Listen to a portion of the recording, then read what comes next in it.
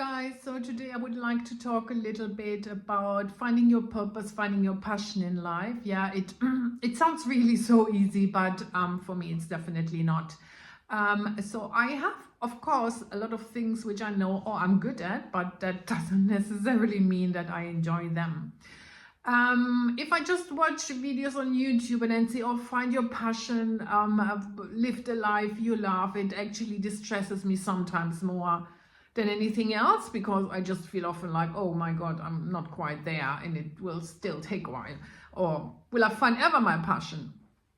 So that said, when I was around 36, I was really passionate about changing my career. So I was working as a personal assistant at the time, and I wanted to work in international development. I wanted to travel, I wanted to help people, and yeah, that was kind of what interested me. So it took me 4 good years to change careers. And then I can say I never ever regretted it. It has been great. I have been traveling, I've been living abroad in Africa. I met some amazing people, and I participated in some really amazing projects. But that was 36, when I was 36. And then I have been now in the sector since 20 years. And then I felt like, okay, this is all really great, but I just feel like I would like to try something else. And so I embarked on a couple of journeys. So my first journey was that I did a training in transformational breath, and that training lasted for 2 good years. And in the end, I actually realized it's not really for me. I enjoyed the breathing, but I could not envision myself creating a business with transformational breath. Then the second thing I tried was buy-to-let property investment. I live in London. So I joined a network, and then there was also the opportunity to join a bigger network, to pair with somebody else and put your money together, to get started, to buy a buy-to-let property. But that fee was unfortunately just an entry fee of £20,000, which I thought, well, that's a bit of a waste of money. I could use that rather for a deposit. So I did not continue with that. Then the third journey which I tried out, was a micro bakery. Now baking is great. I baked a lot of bread. I baked a lot of cakes, and I gained a lot of weight. But it's quite heavy physical work, to be very honest, which I was not aware at that time. And the profit margins are also very small, and there was a lot of competition around in my area. So I also did stop that. Then I felt quite frustrated at that time, because I just thought, oh my gosh, I'm trying so many things and nothing really works. So I decided for the timing, okay, I'm gonna let it go. I'm just gonna focus on my job. And I did a couple of interesting projects at work, which I volunteered for, where I learned a lot. But then that feeling came literally back again. Ooh, there's something, I want more, I want more. I want to try something more creative. So this time I thought about, oh, I need to have a different approach to this.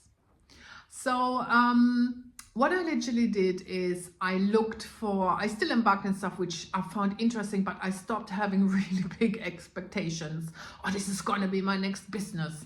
I just saw it, I'm just seeing it, and because it's still ongoing, I'm just seeing it as an ongoing project where I learn. I just gain a lot more knowledge, and wherever that comes handy, that's fantastic. The second thing which I also noticed, and I spoke about this in my old videos, is that I embarked on this journey how to learn to invest money. So to be very honest, it's something which I had a lot of resistance towards, and I felt it always very difficult to learn because the whole terminology and everything I find quite overwhelming, and it really put me off.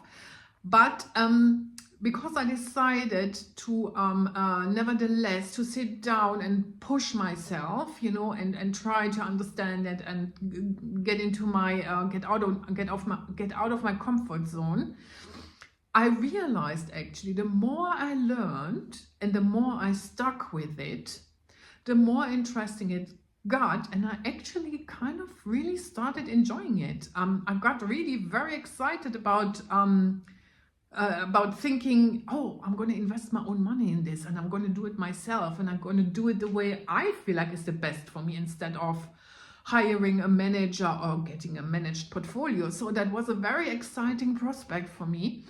And so it was just an interesting experience from, I'm not really interested in it, and then suddenly getting excited about it, because pushing through and getting out of my comfort zone, because I had just had that interest in that topic. Last but not least, I also stopped telling myself I will never find my passion, because this has been going on for quite a long time. And it started with constantly telling myself, oh, what is my passion? What is my passion? Sitting there doing nothing, not looking at my interest. Then at least going to things, trying out, but having massive expectation, which then failed, and then stopping again. And this time I'm just gonna relax. So I'm gonna self-reflect a lot. I'm just gonna relax and just see it as a project which I'm learning. It's something I'm learning to gain knowledge, to enjoy myself, and nothing more. No high expectations, just easy and relaxed. And that's all what I wanted to tell you for today.